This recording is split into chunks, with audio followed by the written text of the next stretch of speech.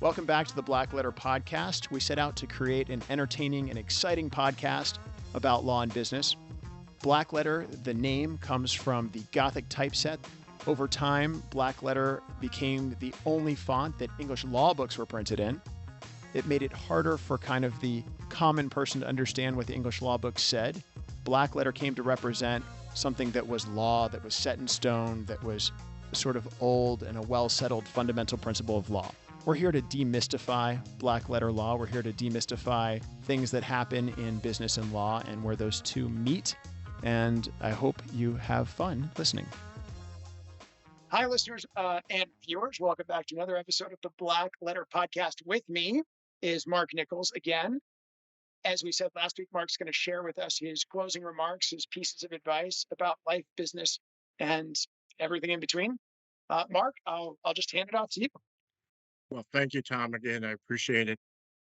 So I'm just going to maybe share with your viewers and listeners, a couple of pieces of advice that I normally give to, particularly the young people who ask me for career advice.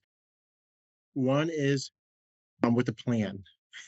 You would think that would just be an obvious thing, but for a lot of us, it isn't, because you feel like you are in a lot of control over your career because it depends on what your boss wants you to do. It depends on where you're located. There are a lot of factors, but there are some things you do control. Having your mind's eye where you want to be 20 to 25 years from now. If it's general counsel, CEO, chief marketing officer, chief librarian, whatever it is. And then from there, what are the component pieces that you need in order to be competitive in your career 20 to 25 years from now when you're eligible to be considered for that role, because you will have been in this industry or in this practice for a long time. People are going to be looking to you for sage wisdom. Maybe some of us are already at that stage. Sticking to something I know. If you want to be general counsel, okay, well, I'm going to need to know something about labor and employment. I'm going to need to know something about litigation. I'm going to need to know something about corporate governance. All these component pieces. Yeah, exactly. Well, so managing people. So you have all of these different component pieces. Okay, now I need to build steps to get to where I want to be 20 to 25 years from now, just to be competitive. So I tell them, think about your career in 5-year increments, and then figure out whether you need all 5 years to do something. Maybe you need 5 years of labor and employment experience.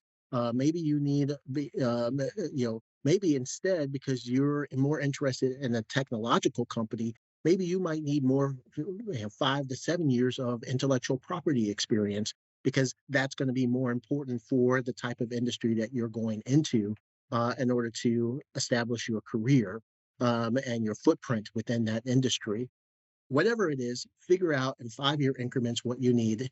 Sometimes you may only need to stay for a couple of years. Sometimes you may need to stay for 7. 5 is not, hard and fast, but it can flex one way or the other. You have to figure out whether you're ready for the next part of, or whatever that next step is. And then don't be afraid to take it. Don't be afraid to pursue it. And don't be afraid to leave your current employer if that's what it takes in order for you to get it. A lot of people tend to be, I think, more beholden to their current or former companies. I'm a case in point. I absolutely love Rolls-Royce. My experience at Rolls-Royce was absolutely perfect. I absolutely love working with Saab. The work was great. My colleagues were great. I worked for a great CEO. But I had in my mind's eye where I wanted to be, in terms of my career at the end of it, what my narrative, what my legacy was going to be. And I was pursuing that. And if I felt like I needed to leave, which obviously in this case I did, and not to mention an amazing opportunity sort of came up as well, then take that opportunity to do what you feel like you need to do in order to get to where your next career is. So that's career advice number 1. Career advice 1, come with a plan and execute on the plan. Don't be afraid to be in the plan. And Senator Nichols, President Nichols, I don't know. Yeah, no. Otherwise, it would be divorce Nichols. So, Divorce President Nichols. I got you. um, but the second piece of advice I got, I was reading Ken Chenault, who is the former CEO of American Express, gave an interview that I read early on in my career, that still resonates with me today. He was asked how he got to be CEO, the first African American CEO of American Express. And one of the responses he gave, the one, at least the one that sort of registered with me the most, was he said, "I took the jobs that nobody else wanted, right? And I made them successful." And Wow. so, of course, somebody said, "Well, why would you do the jobs that nobody wanted?" And he said, "Well, if I totally screwed up, nobody was expecting anything from me anyway because it was going nowhere and everybody knew it. If I changed it, which more often than not I was able to do and make it really successful, then I was going to get on everybody's radar, right?" And so that was part of the way I sort of approach my career is I'm going to do the jobs that maybe not a lot of people would want to do, or that would be more challenging because of the environment or what have you. And hopefully, as I think my career has borne out, I was fortunate enough to be relatively successful in each of those endeavors. And the more I became more successful in those endeavors, the more it started to weave a strand and a narrative of who I was and how successful I was at doing the practice of law, and got other people's attention, or it was easier to get other people's attentions, including all the way to the White House. So that's the second piece of advice is maybe Second piece is take a do the chance on job. yourself, What's that?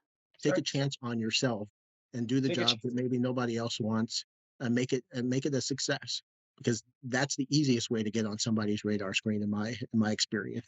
That's fantastic. And I will tell you, we've done, I don't know, 50 or 100 of these interviews.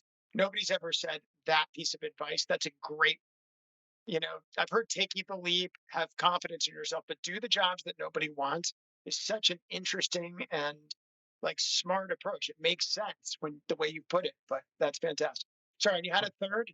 In fairness, it's the way Ken put it, but Ken was immensely successful at it, so I figured he had to be onto something. Highest form of flattery, right? As they say. So, so um, you had a third one, Mark. Sorry to interrupt.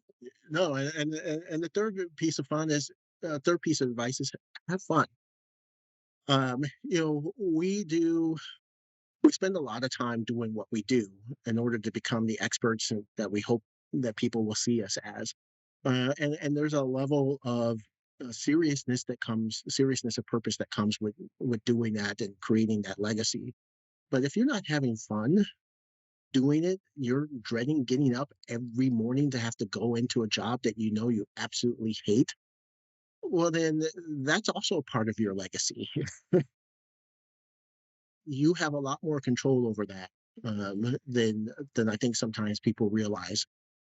And so, it may be simple, but sometimes we sometimes overlook the simple. Have fun at what you do, and if you're not having fun, it's time to change. Great. So if I could summarize the Marc Nichols key to life success, have a plan and faith in yourself to do it. Take the jobs that nobody wants and make sure that you have fun when you do your job. Make sure that you're having fun, that you enjoy, which I've heard that and I try to live that, Mark. I totally agree. I couldn't agree more.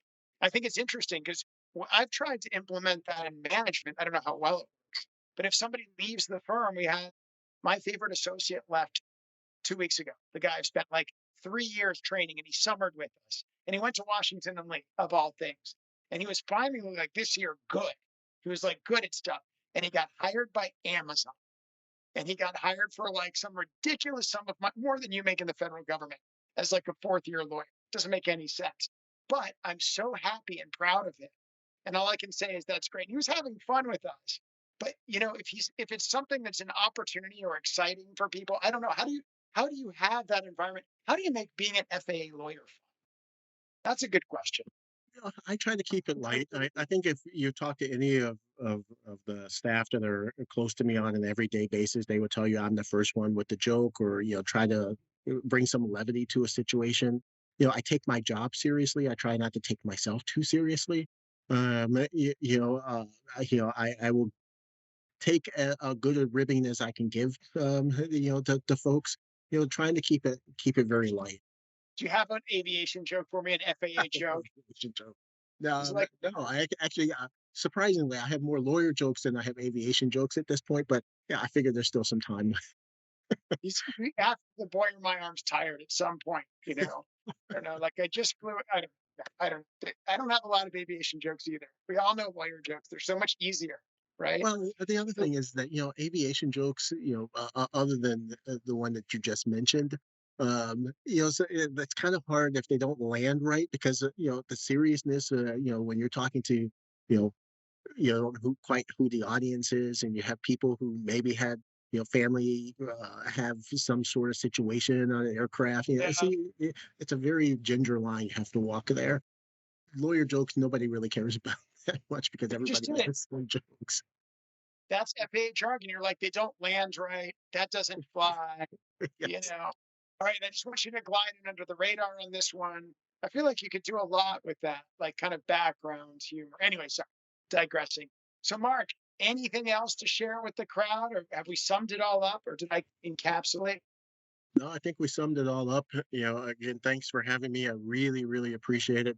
This has been fun for me. It's a little bit unusual for a chief counsel day to do a podcast, so this has been absolutely fantastic. And I wish you all Sure. the success, with your career and with the podcast to come.